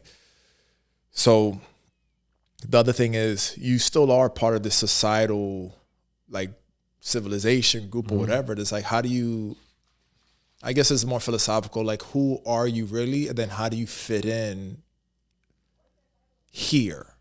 Wherever here is for you, right? Like, how do you fit in, and how much of yourself, depending on how you define self, like, how much of yourself do you have to give up to be able to fit in? Yep. Or is this who you are? You are the guy that's fitting into the societal thing, and this is actually who you are. Do you get to develop yourself and renew yourself every time, like an artist? You know what I mean? Because I'm in this new space. Are your morals on? That's why I always want to travel. Like, live in fucking Tibet for a year just to see, like, are all our morals aligned, in a sense of, like, we may approach things differently, but fundamentally we kind of want the same thing. You know what I mean? Yeah. I that makes sense. It does. And then that's another thing too, right? Like, I think about, like, the people that let me word salad here, but, like, being yourself, right? For example, like, you be yourself, no one else has to believe in what you do. But if you're just yourself and you do what you like to do, how do I say? I feel like the universe catches up. You know what I'm saying? Say more. Like, so for example, Jeff Bezos, I'll use, like, big example. Like, Jeff Bezos, he believed in something. This is what he wanted to do. And the world just caught up to it. But even if the world never went that direction, let's say we stayed with brick and mortar, like, we like going to stores, it just stayed. So then Amazon never popped off. I feel like he would probably be happier still shooting for that than adapting and going brick and mortar, like opening an Amazon store, right? Like, I don't know. That's me speaking from, like, or like Joe Rogan with his podcast is another good example. Like, he was doing podcasts when it wasn't popular. The world just caught up to that. The world just decided podcast is where they want to go. You know what I'm saying? He didn't jump ship to podcasts. He was just doing a podcast, and then it just so happened that the world decided. And there's a bunch of people that chose to do something to be themselves, and the world didn't catch it. But I feel like they're probably still happy. Yeah. You know what I'm saying? So that kind of tells me, like, yo, Ronny, just keep finding yourself, keep finding what you like to do.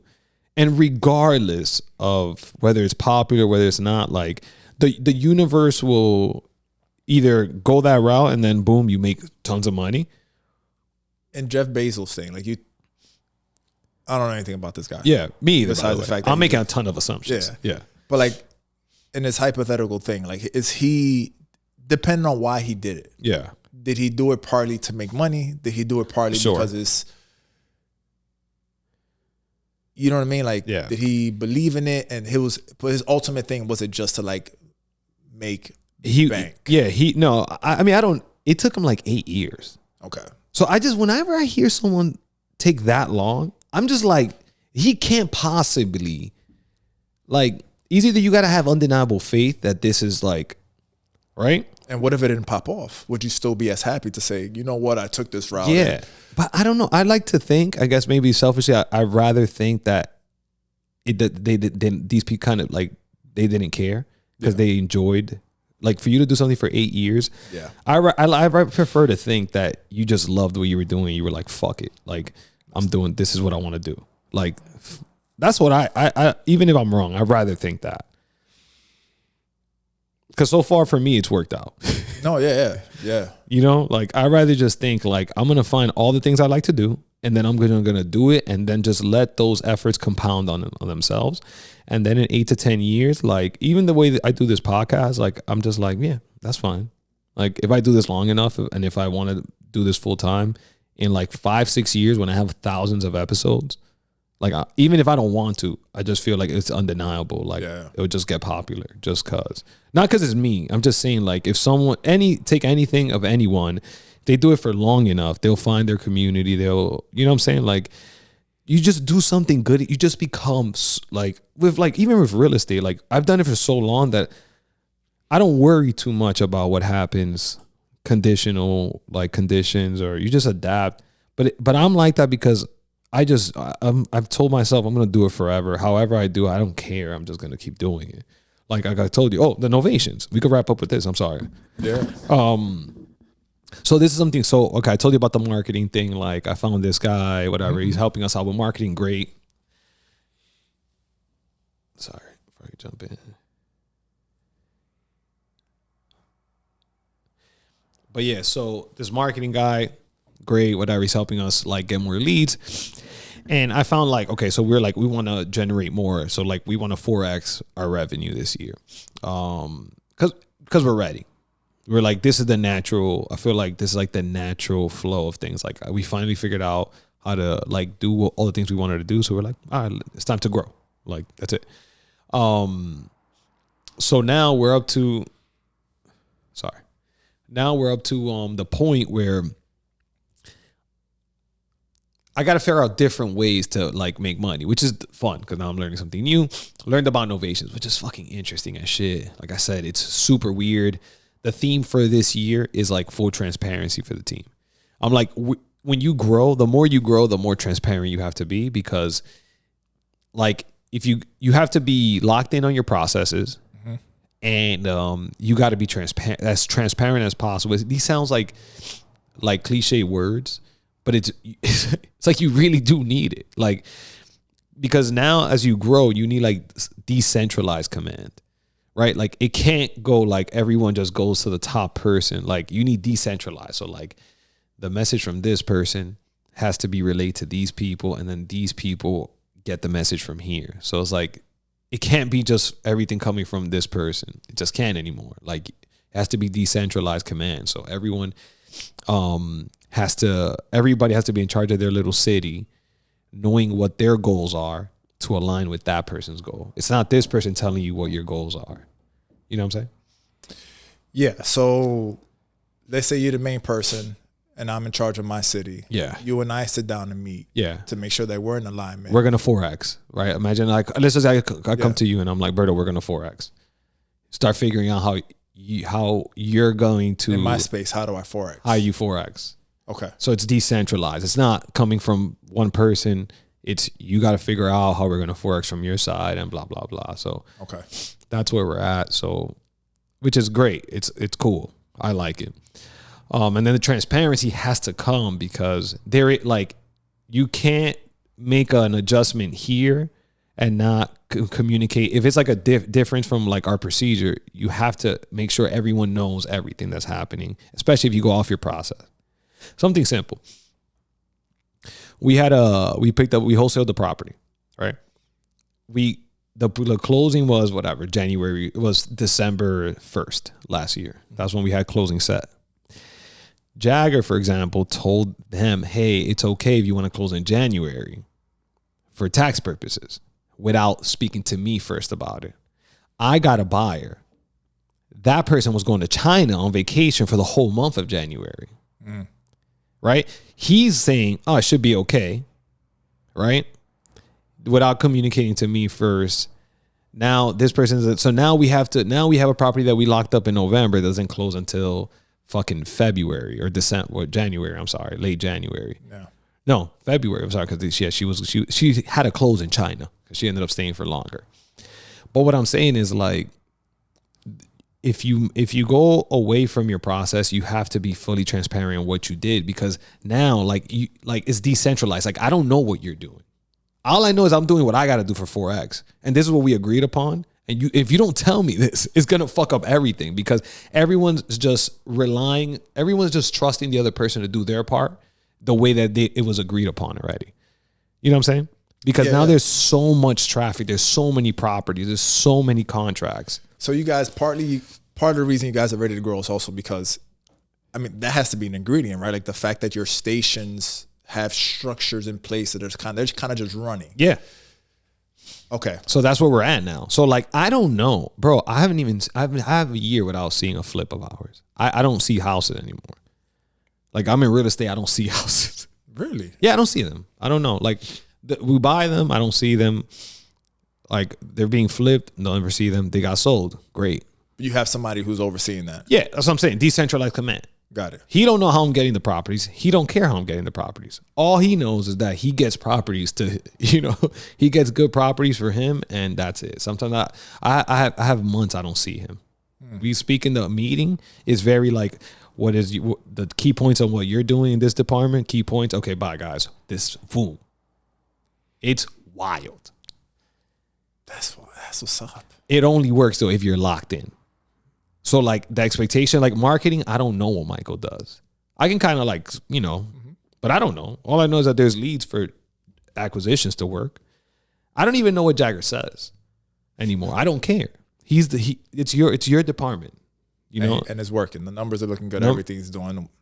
Just do it. Then he gives it to me. He doesn't know how I'm displaying this. He doesn't care because he has to work his thing. Then I give it to Amaris. Amaris has no idea. She just knows she has to file. She gotta whatever, and then it goes to if we keep it goes to the project manager. And then from the project, I don't know how our agent sells these properties. I just know that they sell them, and that's it. So to 4X right now, everyone has to have a plan. Blah blah blah. So the Novation is like this cool. That's just an overview on where we're at now for the 4X. Back to the Novation, it's pretty cool. So with the transparency thing, one thing that we learned that these motherfuckers do is fucking crazy.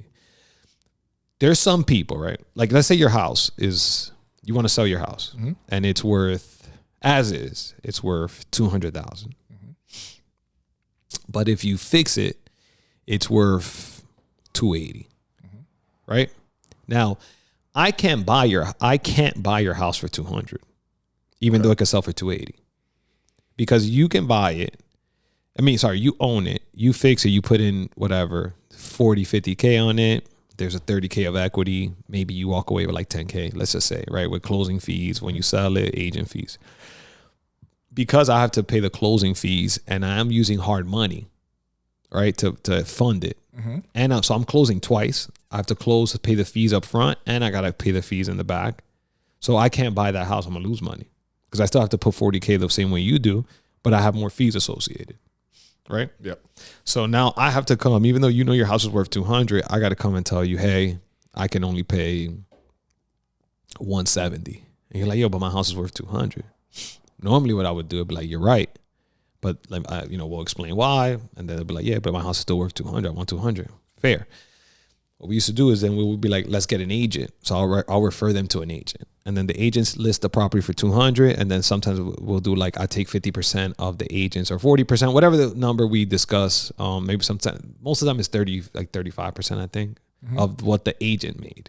So 200,000, there's, let's say 5% commission. So that's what? 10K? 10K to be spread. That's the math I did in my head. Yeah. So half of that goes to, let's say, the agent. That's 5,000. From that 5,000, their broker takes, let's say, 20%. So now there's 4,000. Out of that 4,000, let's say then I get like 30%. So 3 times 4. So I get $1,200. Might not even, it's not worth it. For that whole headache. Yeah. Here's what we learned. We could do novations. So this is like a very niche thing. Not everybody likes it, but essentially there's flat fee services, brokers, that they'll be like, give me $200 and I'll list the property for you. I only want $200, but you do everything, but we still get to list it on the MLS. Wait. Yeah. Say it one more time. Okay. So let's say I go to you and I'm like, broker. Yeah, no, you're the homeowner, the $200,000 house. I'm like, look, Berto, we got to be at 170, and I'll explain to you why. You can go to an agent and you tell me something like, I don't want to work with agents. I don't want to fucking be showing my house all the time, blah, blah, blah. I'm good. Okay. I'll be like, all right, cool. Here's what we can do if you want. We can, if you allow me, I'm like, I'll look for a buyer. I'll look for investors to wholesale it, and I'll look for homeowners. Okay. You don't got to do shit. I'll list it on the market in your behalf. Okay. And I'll do everything. I'll negotiate. I'll do everything. And you want 200, I'll make sure that at closing, you walk away with 200. The catch is I get anything on top. Okay. Deal. And that's what people do. So then they give me permission to list the property on their behalf. Okay. So then I list it. I'll list it for like, let's just say whatever, I'm just making up numbers here, but like, let's say I put in 10K or 20K and I list it for, now I only have to come up with, let's say maybe a light reno or just something. Or let's say we come in at 190. So we meet somewhere in the middle. Okay. I list it for 210, right?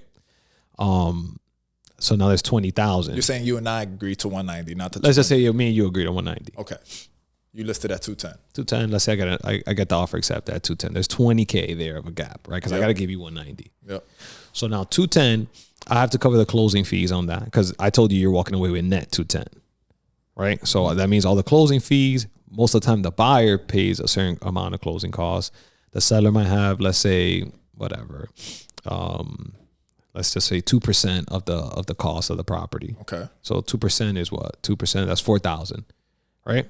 I'm trusting you. Yeah. So 4,000 in closing costs that I got to cover, and then I got to pay the agent that on the buyer side. Okay. Not on the seller side, right? There's no agent on the seller side. Well, there's no agent. I don't have an agent either. No, but the buyer that's buying the house does. Okay. Because remember, I listed on the market. Most likely, you're gonna have an agent. Give them 3%. Let's just say that's 5%. And let's say they be like, the roof is fucked up. They want 5,000.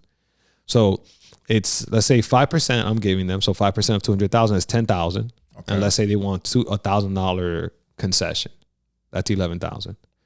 But I had a $20,000 spread. So you have $9,000. So I made 9,000 on that transaction. And that's better than 1,200 you would have made had you gotten the agent. And you still got to do all the steps anyway. I mean, for me, I wholesale anyway, right? It's the same shit. I'm just wholesaling to people that come in with loan. It's just how you buy it. It's just the difference. I get the I don't fully get it. I guess I have to understand the inner workings of what's going on mostly. You know what I mean? Like, I don't fully. I get that you're making more money. I'm with it. No. Ask away though. But like, okay, so I'm selling the house. I want 200. It's valued at 200 as is, right? Yeah. You're saying you have to go to 170 for you to make any kind of profit off of it. Because if I'm gonna flip it, if you're gonna flip it, because not only do you have to put 40, 50 G's into it, so you say 170 puts you up to like what 220, right? And then it's valued at 280, like you mentioned before. So there's a $50,000 spread, and then $50,000 is going to be cut up between closing costs, holding costs, the hard money loan, which makes sense to have a good chunk of money that you can so you can come off for like 20, 30 at the end of that, right? Exactly. But that's if I agree to sell it at 170. I'm like, nah, I want my 200. Mm-hmm. So you listed, well, in this occasion, we said 190. But let's say I wanted 200. You listed at 220. You get it for 220. So it's the same difference, right? But I got my 200 in this case. And you cover every fee there is to cover. And there's also the main thing that we try to tell people is just convenience. If you're willing, if you want, that's where transparency comes into play, because we have to be very clear. We always tell people, if you want to make the most money, here's what you're gonna do. You're gonna spend. We'll be like, we're gonna show you exactly what to renovate. Most of the time, I'll be like, here's a comparable property. Make your house look like that, and you can sell your house for that. You know, I'll be like, that's how you make the most money. We make it clear for everybody. Like, the way you make the most money is to do what we do. But most people aren't trying to go through that hassle. So, but we want to make sure they understand that first. Yeah, okay, fair. so it'll be like, okay, that's the first tier. Okay, you don't want that, right? You don't want to go to okay. The second tier, go to an agent. Just have an agent listed. What comes with that? Most agents, they want their lives to be easier, so they're going to make you fix things. We know how to deal with investors, and we know how to deal with people who'll be like, no. Like, all I do is negotiate. So I'll be like, nah, this as is. Take it or leave it. Like, we have that. I guess we have a unfair advantage that we know how to negotiate. Yeah. And I tell people, give me 2 months. I'm like, I'm not here to waste my time. If I don't get an offer within the first week or two. Then what happens? It's all good. You can do whatever you want with it. Like, I won't lock you in. Like, agents lock you in for 6 months. Okay. Or 12 months, even if they're not doing their job. I'm not here for that. Our goals are aligned. I'm like, listen, I'm getting this at a number that I'm confident that it should sell. And if it doesn't, I made a mistake, I'm going to go to you in a week. And I'm going to be like, yo, I fucked up. What do you want to do? Cancel? No problem. We're good. No, like no hard feelings. Or, yo, I got 3 offers at 180. We're at 190. What do you want to do? Or, yo, we got an offer at 200. If you go to 190 or 180, I'll do it, because I got to make something. Yeah. But at least you know now your house is worth 200. No hard feelings. You want to remove me and just list it. Now you know where your house is worth. because I'm playing a speed game. So that's like the unfit. That's what we offer that people tend to like now. It's like, oh, so after I'm like, give me a month. I'm like, I'm not wasting my time. Like, I got a lot of deals in the pipeline. I'm like, in a month, if we don't get an offer, I made a mistake. That's in the contract. Like, you got a limited amount of time. Like, how long? We purposely to not. We're not in the business of trying to like keep people lingering. Yeah. Especially for us, like we don't gain anything out of it. Agents do, because they want to show that they have like a bunch of properties in inventory that they're putting for sale that gives them like a reputation. Not us. Yeah. We're like, nah, we trying to get this shit sold next week because we know we got 7 more properties coming down the pipeline. So either this shit's gonna sell right away or we're moving on, and we make it clear. So that's like a new wrinkle. It's fun. That's nice. So now we offer 4. We give people 4 offers now. We'll be like, you want to list it? Just general listing. Speak to our agent. Referral. Like we do that a lot in PA. You want to do an ovation? Boom. This is the price for an ovation. You want to just a cash offer? You trying to get the fuck out? Like just cash? But what am I paying up front for the novation? Like if I call you, nothing. We cover everything. We take all the risk. You would call me up? Like during your listings or whatever, you'll be like, oh yeah. So what I do, like I just did it yesterday. So I'll be like, hey, I think I forgot her name, but let's just say Jenny. Mm-hmm. Jenny, real simple. I just need 2 hours. I'm like, don't clean up. You leave the house because I want to make clear people understand this is as is. I make it clear on everyone that like is gonna go see it. You don't gotta do anything. Just give me 2 hours of your time where you just open the door for people. Keep me on the phone. Make sure no one talks to you. So 2 hours a week instead of like randomly. I'm like, if you want the property, you got to show up at that. I only like from 11 to 1 on Saturdays. You interested? That's it. Damn, that's different from when you were chasing stuff. You were chasing stuff originally, right? How long you been doing this? Since like 2016. Dang, it's gonna be 10 years next year. Yeah. So yeah, this is fun. So I do that. So we do showings that with the novations, and then she gets a weekly update.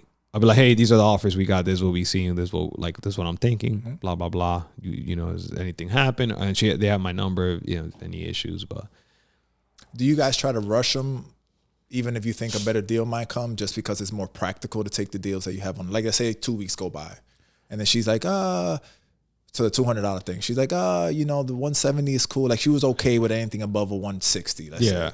And you're like, oh, we got 150, 160, you know, 170. And then you ask her what you want to do. She's like, oh, she asks you like for advice, like, yo, you think we should hold off? I mean, that's where legit transparency. Okay. We'll be like, look, these are the offers you got. This is what the market's telling you your house is worth. If you renovate it, this is what I think the house is worth. Got it. If you're not ready to make a decision, stop. If you rent it, this is what you do. Like the way we see it is like we're gonna make money anyway. Doesn't matter. So we want to make sure they get exactly what they want, because we know how to get what we want anyway on anything. That was a dumb question, because you would have set it all up front, which is what you always say, right? Yeah. Like if your expectation is 200 and it's worth 150, it's not even a conversation you're having with them already. But if your expectation is 120 and it's worth 150, then it's like, okay, then we can talk here. Yeah. And like I said, we make it clear too. Like I always tell, like Jagger knows, like be like before they sign, we be like, let me be clear. We're like, because Jagger he's really good at it. Like I know I'm very friendly, but just to be very clear, my intention is to make money. If you're not okay with that, don't sign. Like, tells them that? Yeah, transparency. Because people, you don't want to mislead anyone into anything. Yeah, it's like, hey, we're a business. We're trying to make money. If you want to make the most money, I can tell you what I'm going to do with this property, and you can do it if you want. But what we learned is like, people, if you wanted to do it, you would do it, number one. So just put it out there. No, it just creates more trust. Like, you know, like, look, this is what you got to do. Like, it's like if everyone had the information, everybody would have a 6-pack and be a millionaire, right? It's all out there. You know what you got to do. This is a matter of doing it, taking a risk, being able to invest in it. It's like my watch. Like, my mom and Remy, I don't know if I told you, I sold my watch, right? And like, you know, it's like, yeah, no shit. He has to make money. Like, well, who you sold it to? I sold it back to the jeweler. Oh, that's right. Yeah. And it's like, I didn't want it. It wasn't valuable to me. I'm like, I'm going to flip that money in a year and make way more than like me holding it. And I'm like, and I just realized like, this is not my game. I should be tracking. I'm not tracking it to know when's the best time to sell. I'm like, I got to get out of here. Cut my losses. That's it. Let the other person make money. It's okay. Yeah. That's a hard lesson for me to learn. That took years for me to learn. Yeah, man. I'm always thinking about what you getting out of it. And I'm like, if I'm getting what I want out of it, Who I don't cares? care if you get 4 billion. Good. I'm happy. Out of my, because when I call you, you're going to pick up my phone right away. Because you're like, that's the guy I make money with. Great. As long as you got what you want, who gives a fuck? That's a good point. Yeah. I think we should end it here, Berto. Yeah, man. 1:30. Perfect. Oh, yeah. Right. Yeah. That was fun, man. This is good. It's good.